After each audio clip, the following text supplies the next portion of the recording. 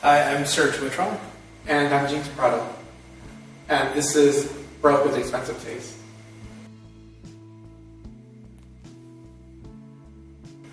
It was mostly that we were beginning to have like our own conversations, and we were talking about some things that we were like having connections to with our work, and then we just decided to just having like casual conversation in the middle of it, just to like figure things out as we're thinking of the title and we're like talking about music. Yeah, definitely. I think part of the show came about just these back and forth conversations, and music was kind of like the starting point of connecting.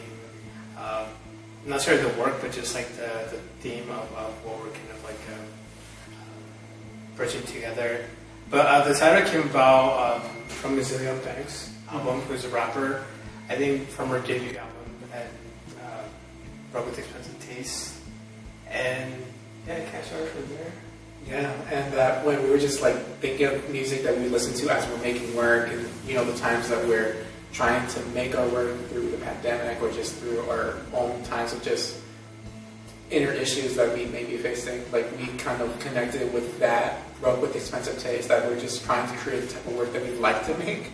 And with these great ideas, but then with the materials that we have is like very domesticated, but as well as just like materials that you wouldn't necessarily see every day in like your contemporary artworks.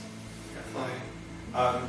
You know, the thing that kind of like also was attached to the title was this adaptation of adapting to spaces, adapting to materials, how these materials, like Jynx mentioned, they're a little bit more considered industrial and domesticated, but we're utilizing them in not just, you know, changing the makeup of the actual material, but using it for a completely different purpose.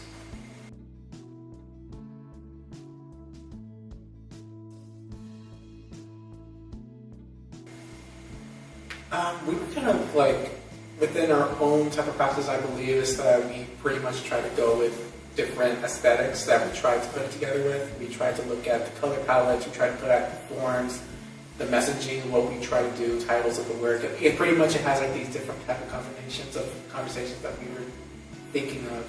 Like I feel like the one thing that really navigated the way how the show was put together was definitely just how we saw each of the works blending in with each other and how they actually spoke.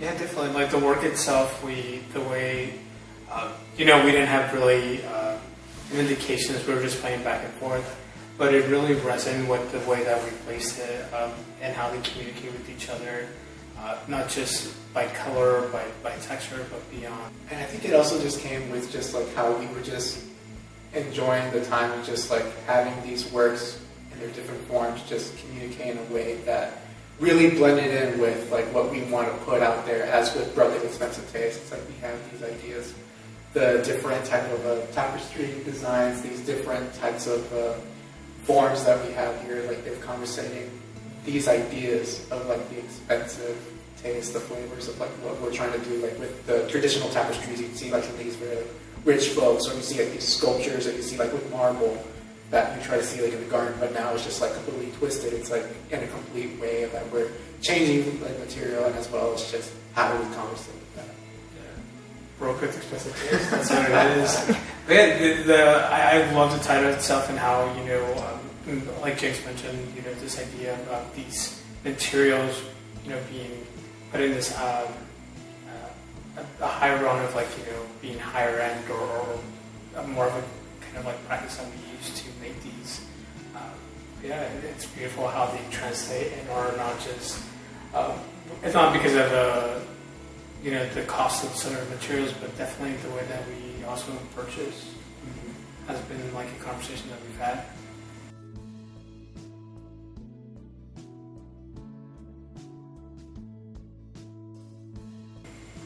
I think for me, like the thing that inspired me was basically just like a human endeavor. You know, just like I feel like for a lot of my pieces, it's like playing with like different aspects of humanity. So it's like different class, conflict, individual conflict, and as well as just like personal histories for me, especially. The personal histories would maybe a Mexican Salvadoran, and I put a lot of the type of aesthetics and as well as like the iconography into my work for that. Yeah, for my work, I think I really spoke to the material itself. I think for during like the pandemic, I was so visually kind of definitely stimulated with like textiles and tapestry through my feeds of Instagram, and I felt like these are something that needs to be resident. Not just not just because people were DIYing their spaces or changing their spaces. I wanted to see the work kind of be that how we can change our spaces and decorative as we change ourselves. And so the works itself really were adapting to those conversations. Definitely, especially like during the pandemic, like you and I, we both pretty much had a similar thing that we talked about. The time when we were also making a title, that we both were limited to like space, limited to materials, and that pretty much enforced us to just go bold with it, just using the materials that we're using in the show. Like for me, like in the pandemic, I was still at graduate school at the time, and when I was getting the work together, I was using multiple different types of material.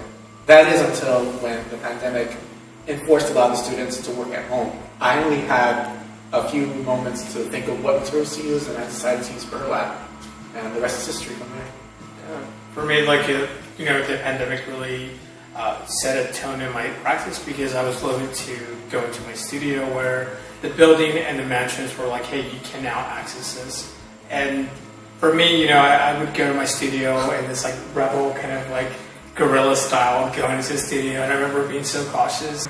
But I was so limited to just going, grabbing what I needed, or just kind of going, just grasp it, and then go home because, in some way I was not sure how things were playing out, but also that kind of forced me to be selective in what I was grabbing, and also the ability to carry stuff, like the vinyl that I use, super light and it's in roll, so it's easy to transport, and that was also like a factor that played into that.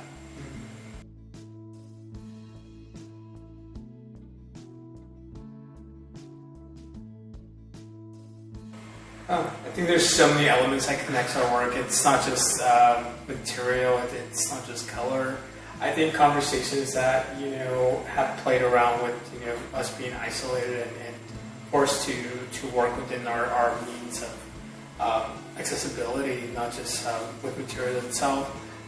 That ties along with our work as well as the usage of natural elements. You use a lot of fibers, a lot of found objects that that you find in your area, or I'm using things that I have, either textiles that I had from like my grandma who gave me either like a running table that I use or paint over. These moments of family connection, but also I think the sense of aligning and adapting. Yeah, and especially like I felt like what I like about your work is like not just like what it looks like, but just how you try to present it. Like you give your personality into it with just the music titles. Some of it's humorous, some of it's like honest, of just your enjoyment. Because like sometimes I like to also play with like humor into my work. So when I see one of your pieces, I believe it was like apple bottom jeans. That I connected with so much well because it was going into like my childhood. I was like when I first heard about that song. I was like in middle school. But then like thinking about more of just, that's pretty much how a lot of us nowadays try to cope with things that are like in a struggle. Like we try to find a little bit of humor, a bit of like good past memories, and I think that's like something that enhances our work. Yeah, those markers, I think those are markers within our work itself. Humor, the play on materials, and also just being able to really just let go and let things be. I think a lot of times, materials that we make, we're forced them to be something. And in reality, you can't do that. You can do that so much as you can to them, and they start buffling or warping or doing something else where we're just playing with these and really seeing how they rework themselves and not just forcing, the idea, the conceptual idea could go so far, but yet the material is, it will speak to itself.